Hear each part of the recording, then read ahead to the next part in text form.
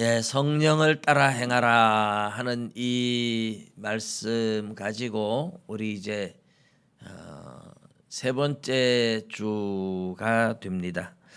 물론 우리 지난주에는 25절, 26절은 하지는 않았습니다. 오늘은 25절, 26절을 중심으로 말씀을 나누겠습니다만은 앞에 나왔던 성령의 열매에 대해서 조금 우리가 한번 생각하고 넘어가야지 안 되겠나. 성령의 열매. 지난주에 우리 성령을 따라 내가 살아가는지 아닌지 분별하는 방법은 나에게서 성령의 열매가 열리고 있느냐, 나에게서 육체의 열매가 열리고 있느냐, 나한테 어떤 열매가 열리느냐를 보고 내가 육체를 따라 살았구나, 성령을 따라 살았구나, 이렇게 구별할 수 있다 말씀을 드렸죠. 그러니 내가 늘 싸우고 막 화내고 혈기내고 뭐 이러면 내가 육체를 따라 살아가는 거지 성령을 따라 살아가는 게 아니에요. 그런 사람은 늘 짜증나고 화내고 막 싸우고 이런 사람은 예수 믿으면 구원받는다는 말에 쏘고시면 안 돼요. 그 사람은 예수 믿는 게 아니에요. 교회만 왔다 갔다 했지 진짜 예수 믿는 게 아니기 때문에, 육체를 따라 살아가기 때문에 육체의 열매가 열리는 거잖아요. 정말 예수를 믿으면 성령을 따라 살아가게 돼 있고, 성령을 따라 살아가면 성령의 열매를 맺는 겁니다. 그러니 내가 성령을 따라 살아가고 있는지, 진짜 예수를 믿는지, 이제 이것을 구별하는 것은 나에게 어떤 열매가 내 삶에 열리느냐 하는 것으로 구별할 수 있다. 그게 이제 첫 번째 말씀을 드렸던 것이고요. 지난주에는 그러면 성령을 따라 살아가는 방법은 뭐냐 하는 것으로 말씀을 나누었는데, 가장 키 포인트는 영의 일을 생각하느냐, 육의 일을 생각하느냐, 내가 무슨 생각을 하고 살아가느냐, 여기에서 결정난다 그랬죠. 육신을 따르는 자는 육신의 일을 생각하며 살아가고, 성령을 따르는 자는 성령의 일을 생각하면서 살아간다. 이게 굉장히 중요한 거예요. 하루 종일 여러분들이 살아가면서 내가 무슨 생각을 하느냐 스스로 보면, 내가 무얼 맛있는 거 해 먹을까, 어떻게 하면 돈을 더 잘 벌까, 어떻게 하면 내가 사람들한테 인정받을까, 뭐 어떻게 하면 다른 사람 막 억울하게 저 사람한테 복수할까, 뭐 전부 다 이런 생각은 전부 다 육체에 대한 거죠. 요즘 아이들이나 청소년들 같으면 게임하는 생각 계속, 또 이제 더 좋은 게임, 어떤 게임을 할까, 뭐 게임에 막 중독돼 가지고 빠져 있으면 그거는 뭐 말할 것도 없이 육체를 따라 살아가고 있는 것이죠. 또 뭐 어르신들 같으면 뭐 할 일 별로 없다 이래 가지고 늘 TV 보고 드라마 보다 보면 그 드라마가 이제 머릿속에 계속 남아요. 요즘 뭐 드라마 뭐 빨간 구두인가 뭐 하는 거 있잖아요. 보시는 분들은 알겠지만은 뭐 이런 드라마 보고 뭐 계속 드라마 생각하고, 이거 자체가 다 육체의 생각이에요.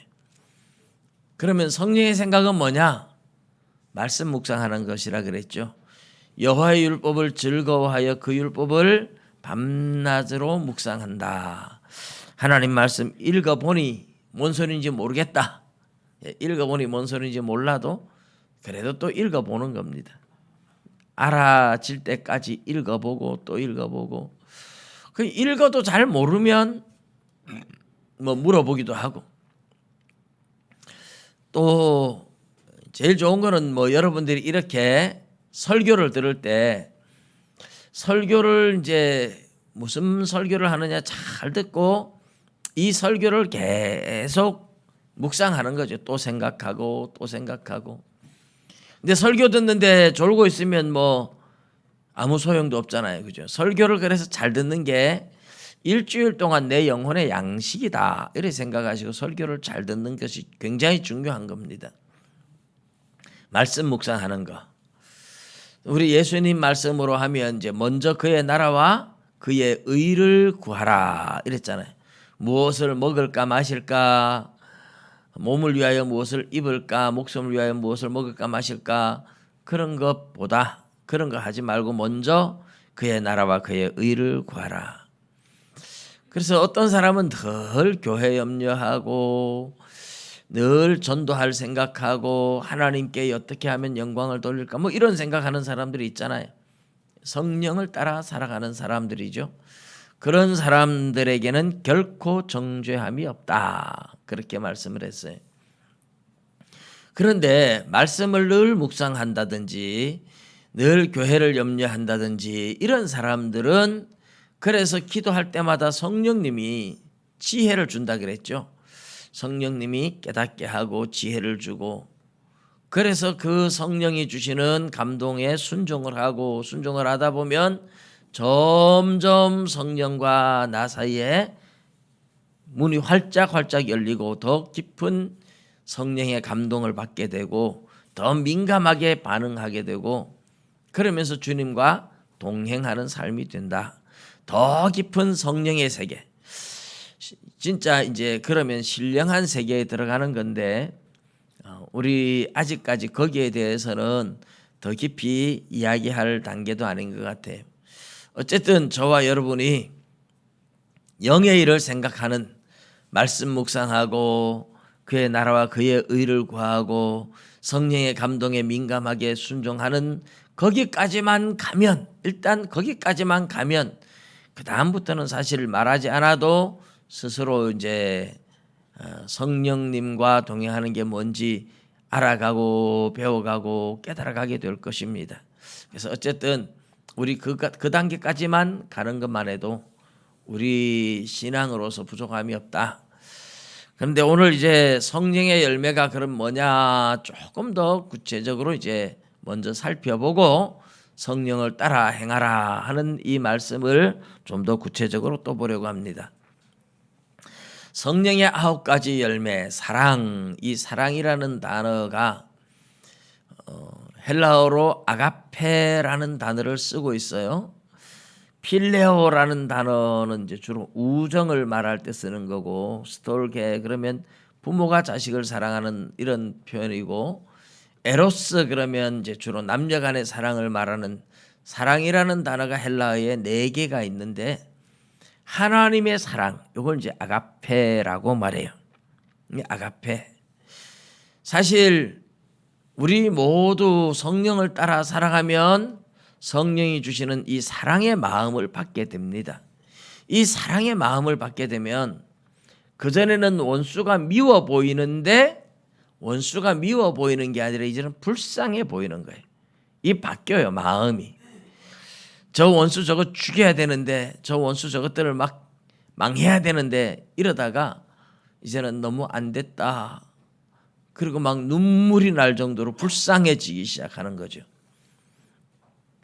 이게 우리에게 나오는 사랑이 아니에요. 인간에게는 이런 사랑이 원래 없어요.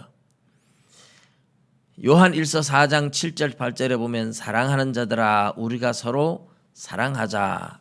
사랑하는 자마다 하나님께로 나서 하나님을 알고 사랑하지 아니하는 자는 하나님을 알지 못하나니 이는 하나님은 사랑이심이니라 이랬어요. 사랑은, 하나님은 사랑이다. 아가페 사랑. 그건 하나님께 속한 것이고 그 사랑은 하나님이 주셔야만 있는 거지 우리에게 생기는 건 아니에요. 그러니까 우리에게 어떻게 사랑이, 하나님의 사랑이 오느냐? 우리 안에 계신 성령님이 그 마음을 주시는 거죠. 우리 안에 계신 성령님이 그 마음을 주시려면 우리가 성령님께 순종해야지 성령님이 그 마음을 줘요. 나라를 위해서 기도하면 나라와 민족이 불쌍해서 눈물 흘리고, 전도 대상자를 위해서 기도하면 그 전도 대상자가 너무 안타까워서 눈물이 나고, 그런데 그런 사랑의 눈물로 기도를 시작하면요, 희한하게 그게 응답이 돼요. 응답이 돼요. 여러분, 내 기도가 어떻게 응답될까? 근데 성령이 시키는 기도를 하면 그는 반드시 응답되는 기도예요. 보통은 기도해도 그렇게 뜨겁게 기도 잘 안 하잖아요. 근데 성령님이 주시는 이 사랑의 열매를 맺어서 이 사랑을 가지고 사랑의 마음을 가지고 눈물을 흘리며 안타까워서 기도하면요, 그 기도는 반드시 응답이 되어집니다. 할렐루야. 그래서 성령님이 시키는 기도를 여러분 잘 구분해야 돼요. 예를 들어서 수로보네게 족속 가나안 여인이 두로에서 예수님이 두로 땅을 갔을 때 내 딸이 흉악하게 귀신 들렸다고 고쳐달라고 할 때 예수님 못 들은 척하고 가잖아요. 나는 이스라엘 집에 잃어버린 양 외에 다른 데로 보냄을 받지 않았다. 그런데 여인이 찾아가는 거예요. 찾아가서 불쌍히 여겨달라고. 그러니 예수님이 자녀의 떡을 빼앗아서 개들한테 주는 것이 마땅치 않다 하고 여인을 정말 멸시했어요. 그런데 여인이 뭐라고 대답해요? 주님, 옳습니다. 그렇지만 개들도 주인의 상에서 떨어지는 부스러기는 먹지 않습니까? 여러분, 이런 말이 어떻게 나올까요?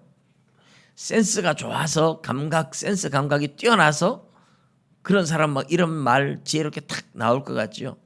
근데 이런 말은 센스가 좋아서 나오는 게 아니라 성령님이 가르쳐 주시는 이야기예요. 그래서 여러분 기도할 때 나도 모르게 정말 내가 생각해도 어떻게 내가 이런 기도를 다 하지 할 정도로 지혜로운 말이 막 하나님 앞에 나오면 성령님이 할 말을 가르쳐 주고 계시다. 그런 기도도 응답이 돼요. 그런 기도가 응답이 되고 성령의 열매로 사랑이 내 안에 가득해서 그 사랑의 마음으로 안타깝게 기도를 하면 그 기도도 응답이 돼요. 물론 그렇지 않은 기도도 응답되는 경우들이 많지만 아주 뚜렷하게 분명하게 응답되는 기도들이 바로 성령이 주시는 사랑의 마음으로 기도를 한다든지 성령이 주시는 지혜로 하는 기도, 이런 기도가 바로 응답이 된다는 겁니다. 여러분, 성령이 주시는 사랑의 열매를 맺으면 모든 사람들이 이런 사랑의 마음을 가지고 서로 보면 이 사랑이 없을 때는 뭔가 은근히 남을 짓누르고 은근히 남들을 무시하고 내가 군림하고 내가 인정받고 대접받으려고 하다가 이 사랑의 마음이 오면 다른 사람을 기쁘게 해주고 다른 사람을 행복하게 해주고 다른 사람을 섬기는 사람으로 변해가는 거예요. 얼마나 중요한지 몰라요. 교회가 이 성령의 열매, 사랑의 열매를 맺으면 다 사랑으로 하나가 되게 되어 있어요. 이게 없어서 뭔가 교회가 은혜가 식어졌다, 하나가 되지 못한다, 이거는 다 이제 성령의 은혜가 식어져서 그래요. 여러분, 인간이 모인 단체입니다. 인간은 다 죄인이에요. 어쩔 수 없어요. 우리 인간에게 뭔가 대단한 게 나오는 건 아니에요. 어떻게 교회가 하나 되고 어떻게 교회가 부흥하느냐 하면 전부 다 성령님이 우리 마음을 감동시켜서 성령의 열매를 맺을 때, 성령님이 주시는 마음을 가질 때만 하나가 되고 섬기고 사랑하고 부흥하게 되는 줄 믿으시기 바랍니다. 그래서 우리 모두 이제 성령의 열매를 맺어야 하는 것이 제일 중요한 거죠. 그런데 이제 이 성령이 주시는 감동으로 사랑의 마음이 뜨거워지면 또 성령이 주시는 열매가 우리에게 기쁨이라는 게 와요. 기쁨. 근데 여러분, 이 기쁨이라는 단어가 헬라어로 카라라는 단어인데 이 카라라는 단어가 은혜라는 단어 카리스라는 단어와 동일한 어원에서 나온 거예요. 그러니까 말하자면 기쁨이라는 거는 은혜를 받았을 때 오는 열매, 그런 거죠. 여러분, 세상적으로도 기쁜 일이 많이 생겨요. 우리 아들이 뭐 서울대에 합격했다든지 뭐 우리 아들이 막 뭐 굉장히 잘 됐다든지 또 뭐 우리 집안이 누가 뭐 좋은 일이 생긴다든지 이러면 뭐 세상으로도 다 기쁜 일이죠. 그런데 이런 기쁨은 다 조건적이잖아요. 뭔가 돈을 잘 벌었다든지 육체를 위해서 뭔가 좋은 일이 생겨서. 그런데 성령이 주시는 기쁨은 이런저런 조건이 없어요. 하나님의 은혜를 받고 나니까 그냥 기뻐요. 하나님이 주시는 마음 때문에 그냥 기뻐요. 은혜를 안 받은 사람에게는 이게 절대로 안 오는 거죠. 은혜를 받은 증거가 뭡니까? 예배 드리고 은혜를 받은 증거가 뭐냐? 예배 드리고 났는데 막 기쁨이 넘쳐나요. 이게 이제 은혜를 받았다는 증거죠. 그래서 은혜를 받은 사람들에게는 다 이 기쁨이 있고, 근데 거꾸로 예배를 드리다가 시험 드는 사람이 있죠. 예배 드리고 나면서 막 나가면서 짜증나고 막 시험 들고 분하고 막 오늘 설교에 목사님이 나를 쳤어 이러면서, 목사가 진짜 치는 사람도 있겠지만은 친다고 생각하지 않고 설교를 하는데도 뭔가 내가 걸림이 돼가지고 회개하지 않았을 때 내게 걸림이 돼서 그렇게 느낄 수도 있어요. 가인과 아벨이 하나님 앞에 동일하게 제사를 드렸지만 잘못된 제사를 드리는 가인은 제사 후에 시험에 들어가지고 아벨을 돌로 쳐 죽여버리잖아요. 그러니까 예배는 굉장히 중요한 겁니다. 예배는 은혜를 받으면 살고, 하나님 앞에 회개하지 않은 채 예배를 드리면 은혜를 받지 못하면 마귀가 찾아와서 시험하게 돼 있어요. 그래서 여러분, 예배를 정말 소중하게 생각하고 내가 예배에 꼭 은혜를 받아야 되겠다, 그렇게 생각을 하고 하나님 앞에 나와서 철저하게 미리 와서 회개하고 기도로 준비하고 그렇게 해서 은혜를 받아야 돼요. 은혜를 받지 못한 마음은 마귀가 꼭 찾아와 가지고 자꾸 시험을 하기 때문에 그래요. 은혜를 받은 사람은 성령의 열매인 기쁨이 이제 오는 거죠. 그래서 사랑과 기쁨, 화평, 이런 사랑이 있고 이런 화평이 있는 사람은, 이런 기쁨이 있고 사랑이 있는 사람은 당연히 화평을 이루어가는 사람이 되는 거죠. 그래서 사랑과 기쁨과 화평, 이 열매는 다 사실은 따지고 보면 연결되어 있어요. 팔복 중에 산상보훈 마태복음 5장 팔복 중에 7번째가 그렇죠. 화평케 하는 자는 복이 있나니 그들이 하나님의 아들이라 일컬음을 받을 것이다. 이 하나님의 아들이라는 소리를 듣는 사람, 사랑이 넘치고 기쁨이 넘치고 이런 사람들은 어디를 가든지 사람들 사이에 화평을 이루고 화해를 만들어 갑니다. 근데 어떤 사람은 가는 데마다 사람을 이간시켜서 원수를 만드는 사람이 있어요. 지난번에 텔레비전에 어느 시골 노인인데 형님 아우하고 그렇게 옆집에서 서로 너무너무 친하게 평생을 친하게 잘 지냈는데, 그런데 어느 날 원수가 됐어요. 그래가지고 그 윗집 할머니가 나오는 그 길이 앞집 할머니 집 땅이니까 길을 다 막아가지고 담장을 싸가지고 나오지 못하게 만들어 버렸어요. 이러면서 서로가 원수가 됐어요. 근데 이 원수가 된 걸 보니까 그 동네에 새로 이사 온 젊은 아줌마 한 사람이 두 사람을 이간을 시킨 거예요. 그래가지고 이쪽 할머니한테 가서는 저 사람 나쁘다 그러고 저쪽 가서는 이 사람 나쁘다 그러고, 그러면 이 사람 말에 쏘가서 서로가 원수가 돼버리는 거예요. 얼마나 안타깝습니까? 그런데 이렇게 틈을 벌리고 이간시키고 분열시키는 게 마귀가 하는 일이거든요. 마귀에게 속한 마귀의 마음을 가진 사람, 나라를 분열시키는 대통령, 국민을 분열시키는 대통령, 그러면 그런 사람들은 악령의 역사가 분명히 있다고 보면 됩니다. 국민을 화합시키고 하나로 만들어가려고 하는 사람은 선한 마음을 가지고 있는 거고, 국론을 분열시키고 국민을 분열시키고 그렇게 한다면 그런 정치는 정말 폐기처분해야 될 악한 정치예요. 분열이라는 것은 성경에서 나오듯이 마귀가 하는 일이에요. 근데 성령은 하나 되게 만들거든요. 성령이 하나 되게 하신 것을 힘써 지키라. 에베소서 4장에 이제 그 말씀 나오잖아요. 성령이 하나 되게 하신 것을 힘써 지키라. 여러분, 그러니 성령의 열매는 하나 되게 만들기 때문에 화평을 이루게 만듭니다. 믿으시기 바랍니다. 우리 이제 성령의 열매를 맺어서 서로가 하나 되게 만들어가는 것, 우리 이제 이런 걸 보셔야 됩니다. 그리고 오래 참음, 자비, 양선. 뭐 오래 참는다는 거는 뭐 말할 것도 없죠. 뭐 옛날에 예수 믿기 전에 같으면 별것 아닌데 성질 푹 내고 막 까칠해가지고, 요즘은 이제 차를 몰고 가다 보면 차 뒤에다가 이렇게 이런 말을 써놨어요. 까칠한 아이가 타고 있어요. 왜 그런 말을 써가지고 다닐까요? 나한테 시비 걸지 마라 이런 말이겠죠. 까칠한 아이가 타고 있어요. 어떤 사람은 좋은 문구를 써가지고 다니기도 하고, 어떤 사람은 막 나쁜 문구를 써가지고 다니기도 하고. 근데 예수 믿는 사람은, 까칠하던 사람도 예수 믿으면 이 까칠함이 사라져야 돼요. 오래 참는 거죠.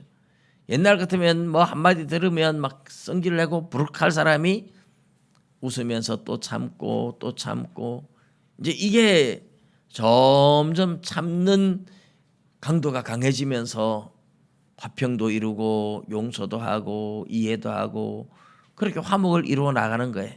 그게 성령님이 주시는 마음 때문에.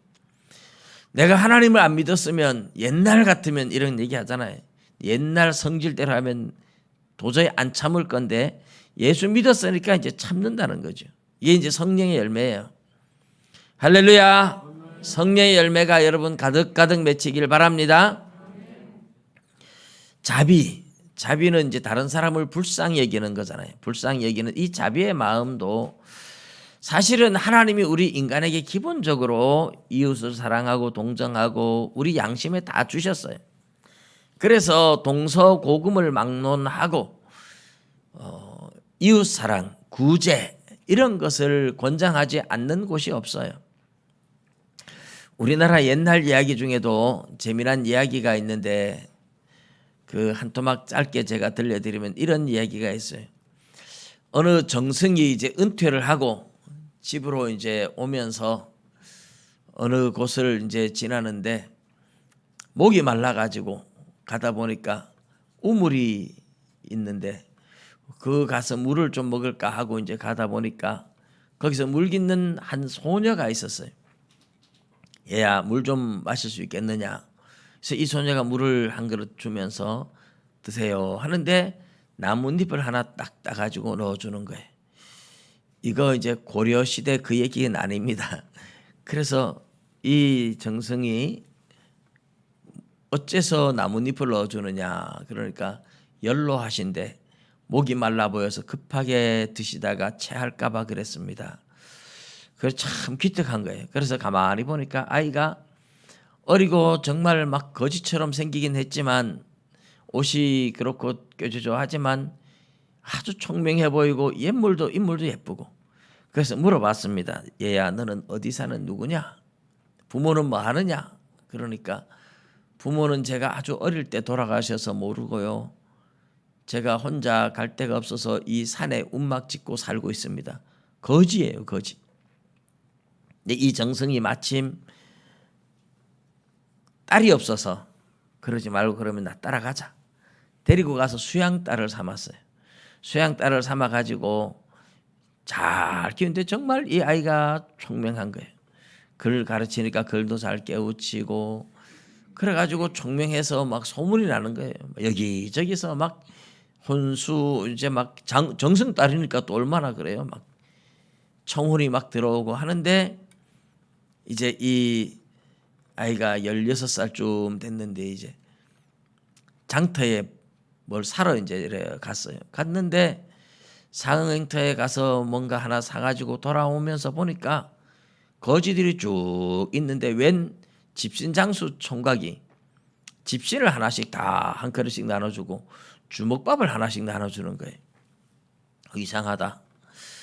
그래서 다음에 또 장터에 가보면 여전히 또 그러고 있어요. 그래서 궁금해서 왜 이렇게 집신을 안 팔고 나눠줍니까? 물으니까 이 총각이 하는 말이 내가 집신 팔아가지고 쌀도 양식도 구했고 다 벌만큼 벌어서 이제 남은 거 이 사람들 맨발로 다니게 할 수 없지 않습니까? 굶길 수도 없고 그래서 내가 이렇게 합니다. 장터에 이 총각이 늘 그러는 거예요. 그래서 참 이 소녀가 그 남자를 참 신기하게 바라보다가 어느 날 장터에 그 자꾸 마음이 끌리는 거 있잖아요. 갔는데 안 보이는 거예요. 걱정이 돼가지고 다음 장에 가봐도 안 보이고 또 다음 장에 가봐도 안 보이고 얼마 만에 이제 다시 나타났어요. 그래서 어떻게 그동안 안 보이셨나고 물으니까 하는 말이 우리 어머니가 노모인데 내가 제대로 섬기지 못해서 돌아가셔서 내가 과거 시험도 계속 번번이 낙방을 하고 그래서 내가 너무 불효자라서 하나님 자꾸 이제 하나님이 우리나라의 옛날 얘기인데 그래서 너무 제 불효해서 제가 이렇게 많이 상을 치르고 울고 그러다가 이렇게 나왔다. 근데 이 총각이 너무 효자스럽고 또 열심히 살고 어려운 사람 돌아보고 그러니까 마음에 그만 반해버린 거예요. 그래서 아버지한테 아버님 제가 드디어 신랑감을 고른 것 같습니다. 그러니까 누구냐 이렇게 물으니까 이런 총각이 있습니다. 그래서 이 어른이 하는 말이 얘야 네가 감당할 수 있겠느냐?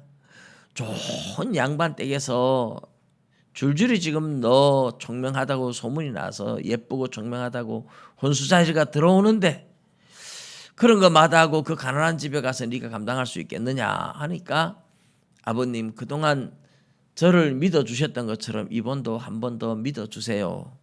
그래가지고 이제 결혼을 시켰어요. 정말 이 총각이 머리가 나쁜지 일을 많이 해서 그런지 낮에는 집신 삼아 가지고 장내를 갖다 팔고 밤에는 공부하고 이러는데 번번이 과거 시험 낙방하는 거예요. 그 집이 가난한 거예요. 그래서 쌀이 다 떨어져 가지고 이제 부인이 오늘은 장에 갔다가 올 때에 다른 사람 다 주지 말고 우리 쌀도 없으니까 꼭 쌀을 사가지고 가져와야 된다고. 알았다고. 오늘은 꼭 가져오겠다고. 그래가지고 뭐 나눠줄 거 주고 쌀 한 보따리는 꼭 들고 오는데 오다 보니까 웬 노인이 거지 노인이 애들 둘이 데리고 있는 거예요. 동냥하고 있는 거예요. 너무 망설이다가 물어봤어요. 왜 이래 계시냐고.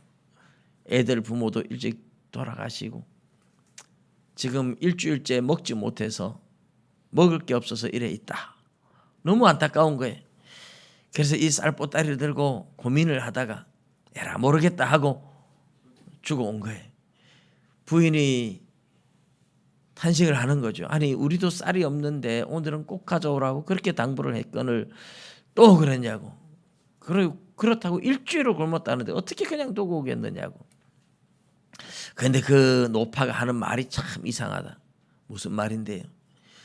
내가 쌀을 주니까 갚을 길이 없어서 너무너무 고마운데 갚을 길이 없어서 자기가 뭔가 은혜를 갚겠다고 하면서 한마디 하는데 저 앞산에 큰 바위 뒤에 가보라고 도라지가 많이 있는데 꼭 가보라고 하더라는 거예요.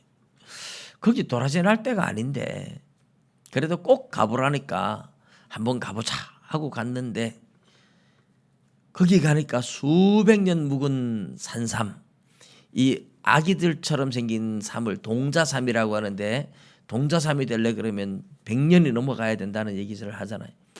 그런 동자삼이 막 수십 뿌리가 있는 거예요. 그래가지고 캐가지고 그 한 뿌리 가지고서 막 수백 양씩 부르는 게 값이고 옛날에는 그래가지고 부자가 되어서 잘 먹고 잘 사는 게 아니라 막 불쌍한 사람들 다 도와주면서 행복하게 살았다. 이제 이게 우리나라 옛날 얘기 중에 하나예요. 근데 이게 전부 다 뭘 말하느냐면 다른 사람 도와주고 베풀어 주면 복을 받는다 이런 얘기잖아요. 근데 잠언에도 보면 과도히 아껴도 가난하여질 뿐이지만 흩어 구제하여도 부자가 된다고 얘기를 해요. 남을 도와주는 사람이 윤택하여진다고 잠언에 그런 얘기를 참 많이 해요. 여러분, 이런 마음, 다른 사람을 불쌍히 여기는 이런 마음이 자비의 마음이죠. 동서고금 어디에든지 이런 마음을 주신 것은 하나님이 또 말씀을 통해서 그렇게 어려운 사람을 도와주는 사람은 복을 받겠다. 이게 마태복음 25장 양과 염소 비유에서도 마찬가지죠. 그러니 우리 하나님은 우리가 자비의 마음을 가지고 이웃을 내 몸처럼 사랑하기를 얼마나 기다리고 계신지 몰라요. 근데 이게 성령이 주시는 열매로 자비의 마음이 생기지, 그렇지 않으면 전부 다 뭐라 그러겠어요? 내 먹고 살기도 바쁜데 누굴 도와주고 누굴 돌아보느냐고 막 우리 다 그런 얘기를 하는 경우들을 많이 보잖아요. 저도 이 연말이 되면 해마다 사실 고민이 돼요. 연말이 되면 도와달라는 소리들을 엄청 많이 하는데 성탄절 헌금 가운데 조금이라도 좀 도와주세요. 근데 제가 연말이 돼도 성탄절 헌금 교회 재정이 없는데 좀 쓰자 말을 못 하겠어요. 근데 해마다 그런 소리를 하고 올해도 벌써 한 7, 8군데가 제발 좀 도와달라고 보조 청원서를 막 보내왔어요. 어쨌든 그런 사람들 한두 명이라도 좀 선발해서 좀 도와줄 수 있도록, 우리 전에 코로나 때문에 어려울 때에 교회 한 군데 가서 이렇게 도와준 적이 있는데 그때 남은 재정이 9만 원 남아 있어요. 그래서 연말 구제 헌금을 따로 좀 하시든지 해서 그렇게 요청하는 분들 중에 조금 우리가 베풀어 주었으면 좋겠다, 그런 생각이 들어요. 옛날에 우리 교회에 있다가 뭐 짧게 있다 나간 유현준 전사님 기억하시는 분들이 있을 거예요. 지금 목사님이 되셨는데 경남 고성에 자기 아버지가 배 사업하다 이제 은퇴를 하셨어요. 지금 거제도에서 다리 건너 작은 섬에 살고 있어요. 한번 제가 갔다 왔습니다, 최근에. 그분도 참 어렵게 살고 있어요.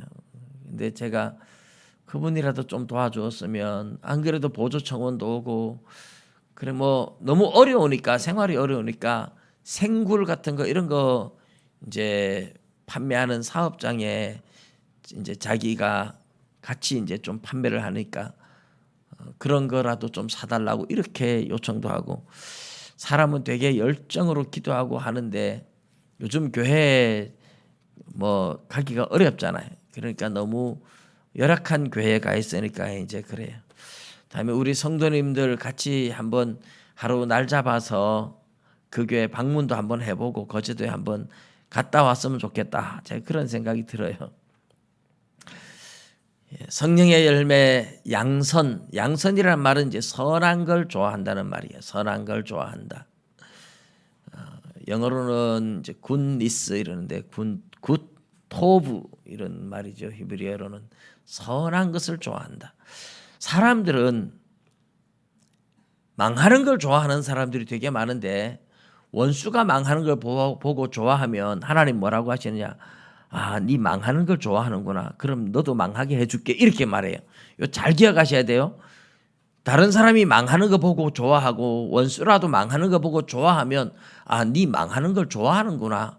너도 그럼 망해봐라. 이렇게 한다니까요. 그리고 이게 굉장히 중요한 얘기예요. 다른 사람이 잘 되는 걸 보고 기뻐해야 되는데 망하는 거 보고 기뻐하면 절대로 안 돼요. 선한 걸 좋아해야 돼요.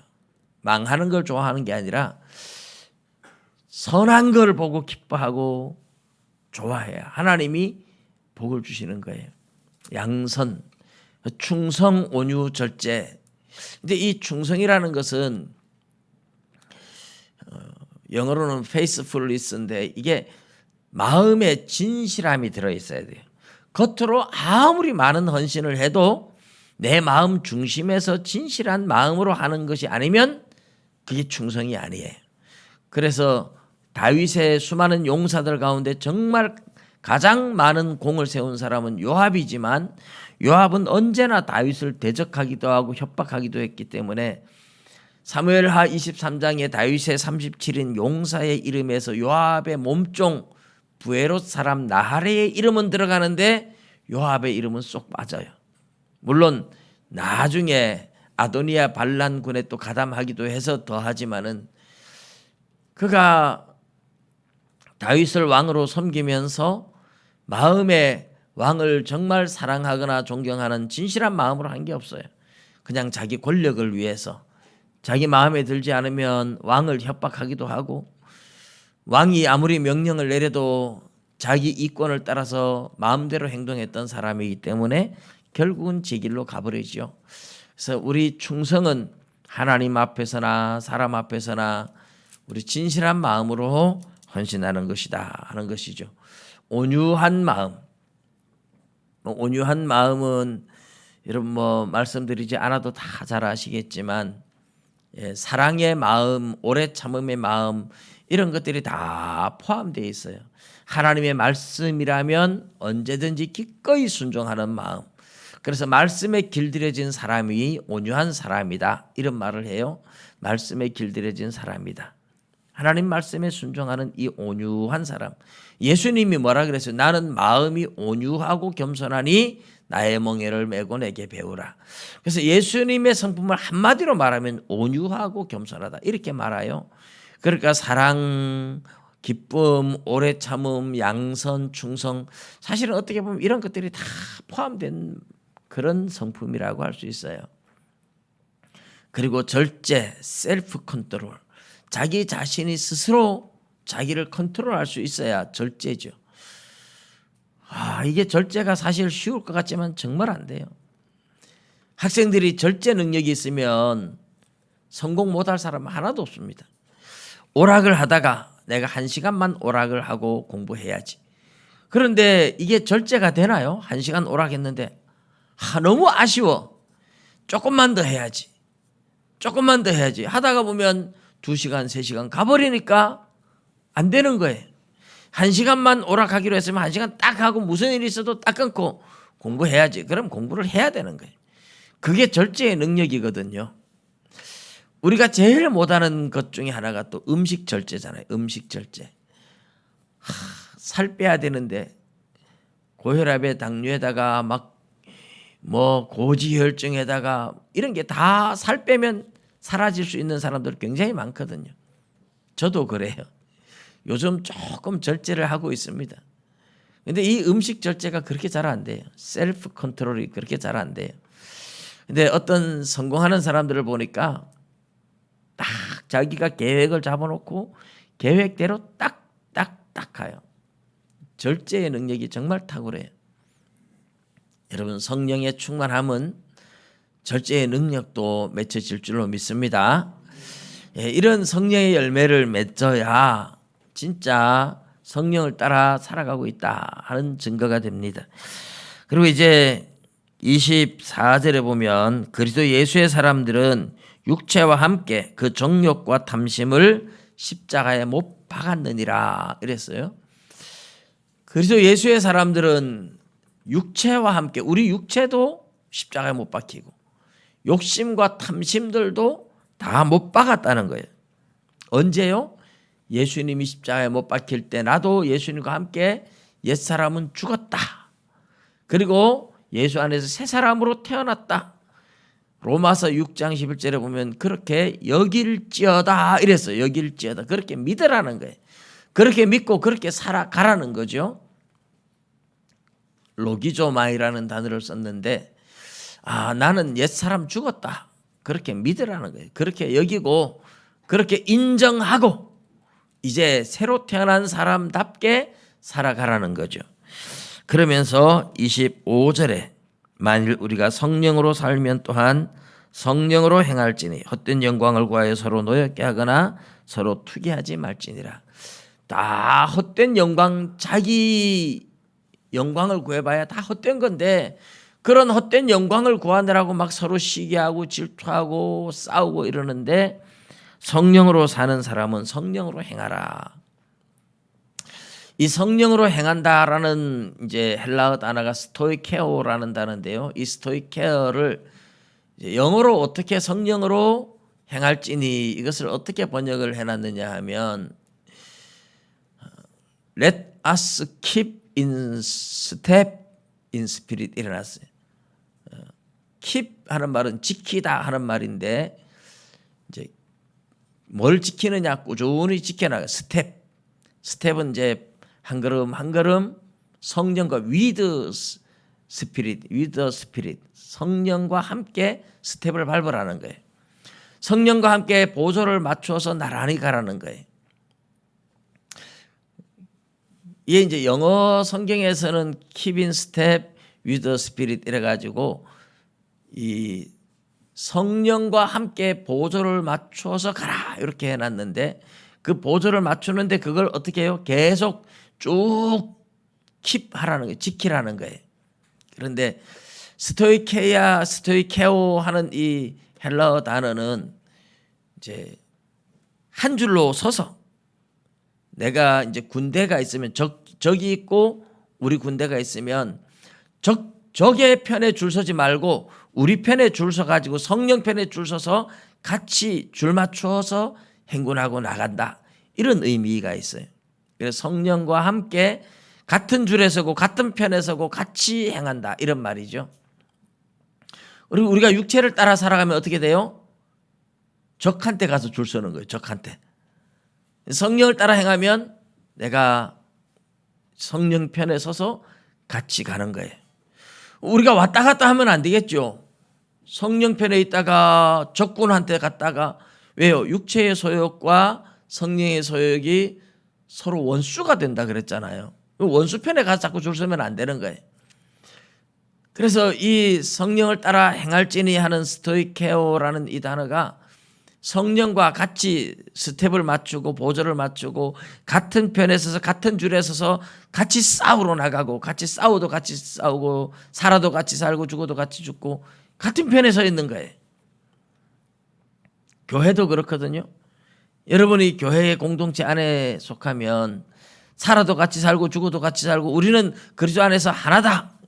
예수 믿는 사람은 이래야 되는데 이게 안 되면 이제 따로 노는 거잖아요. 성령님이 가시는 그 걸음을 따라서 항상 왔다 갔다 하지 말고 항상 성령 편에 서서 성령님과 같이 보조를 맞추고 성령님과 같이 줄 서서 한 편이 되어서 그렇게 쭉 살아가라는 거예요. 그래서 그것을 킵하라는 것은 계속 쭉 지켜나가라는 거예요. 이게 성령과 함께 행한다는 건 성령님과 항상 보조를 맞춰서 함께 걸어가고 함께 발맞추고 함께 살아가고 그러니까 우리가 끊임없이 육체의 생각들을 죽이고 영으로서 몸의 행실을 죽여라. 육신에게 져서 육신대로 살 것이 아니고 영으로서 몸의 행실을 죽이면 살리니 로마서 8장 11절 12절 13절에 나오는 말씀인데 여러분 우리의 육신의 욕망이 끊임없이 일어나요. 매일매일 일어나요. 오늘 내가 이겼다 한다고 해서 이긴 게 아니고 내일 가면 또 육신의 욕망들이 일어나요. 그럴 때마다 성령을 따라 행하기 위해서 육신의 정욕을 죽이고 옛사람은 죽었다 스스로 선언하고 성령을 따라 행해서 성령과 함께 보조 맞추고 성령과 함께 살아가서 여러분은 삶의 성령의 열매 주렁주렁 열리는 거룩한 하나님의 사람들 되시기를 주님의 이름으로 축복합니다. 기도드리겠습니다.